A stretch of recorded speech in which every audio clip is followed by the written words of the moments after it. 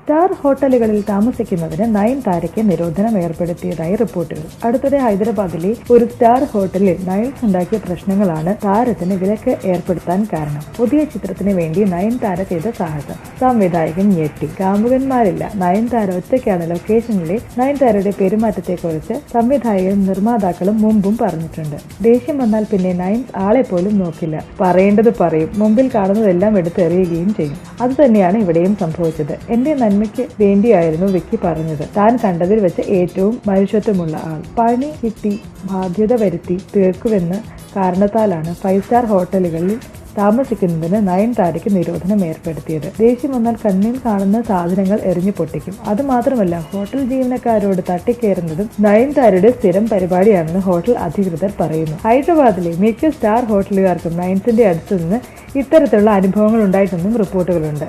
നയൻതാര താമസിച്ച മുറി വൃത്തിയാക്കി എടുക്കുവാൻ ദിവസങ്ങളോളം വേണ്ടിവരുമെന്നും പറയുന്നു.